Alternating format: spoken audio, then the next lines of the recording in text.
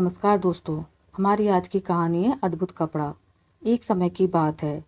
राजा कृष्णदेव राय दरबार लगाकर बैठे थे। उसी समय दरबार में एक सुंदर महिला एक बक्सा लेकर आई।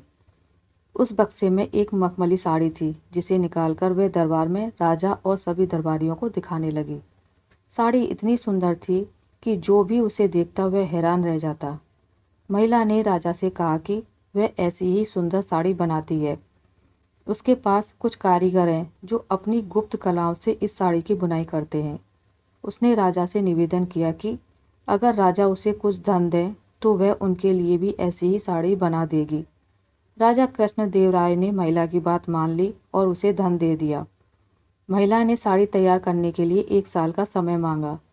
इसके बाद वह महिला साड़ी बुनने वाले अपने कारीगरों के साथ राजा के महल में रहने लगी और साड़ी की बुनाई करने लगी। इस दौरान उस महिला व कारीगरों के खाने पीने से लेकर तमाम खर्चे राजमहल ही उठाता था। इसी तरह 1 साल का समय निकल गया।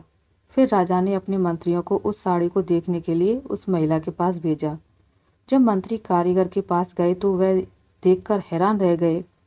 वहाँ 2 कारीगर बिना किसी धागे या कपड़े के कुछ बुन रहे थे।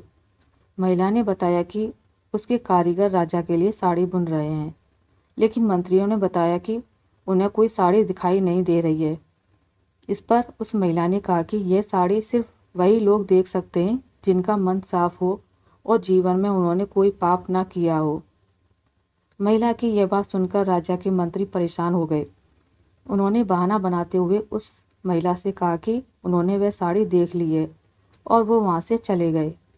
राजा के पास वापस आकर उन्होंने कहा कि वह साड़ी बहुत ही सुंदर है।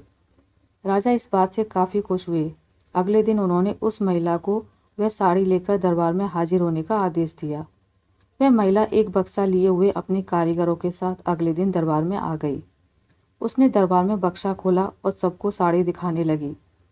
दरबार में बैठे सभी लोग बहुत हैरान थे, क्योंकि राजा समेत किसी भी दरबारी को कोई साड़ी नहीं दिखाई दे रही थी। यह देखकर तेनालीराम ने राजा के कान में कहा कि उस महिला ने झूठ बोला है, वह सभी को बेवकूफ़ बना रही है। इसके बाद तेनालीराम ने उस महिला से कहा कि उन्हें या दरबार में बैठे किसी भी दरबारी को यह साड़ी दिखाई नहीं दे रही है। तेनालीराम की यह बात सुनकर महिला ने कहा कि यह साड़ी सिर्फ उसी को दिखाई देगी जिसका मन साफ होगा और उसने कोई पाप ना किया हो। महिला की इस बात को सुनकर तेनालीराम के मन में एक योजना आई। उन्होंने उस महिला से कहा, राजा चाहते हैं कि तुम खुद उस साड़ी को पहनकर दरबार में आओ और सभी को वह साड़ी दिखाओ। तेनालीराम की यह बात सुनकर वह महिला राजा के सामने माफ़ी मांगने लगी। उसने राजा को सब सच सच बता दिया कि उसने कोई साड़ी नहीं बनाई है, वह सबको मूर्ख बना रही थी। महिला की बात सुनकर राजा को बहुत गुस्सा आया। उन्होंने उसे जेल में डालने की सज़ा सुना दी। लेकिन जब उस महिला ने बहुत विनती की तो उन्होंने उसे छोड़ दिया और माफ़ करके उसे जाने दिया। साथ ही राजा ने तेनालीराम की चतुराई की तारीफ भी की। अधिक दिनों तक झूठ या धोखा छिपाया नहीं जा सकता है।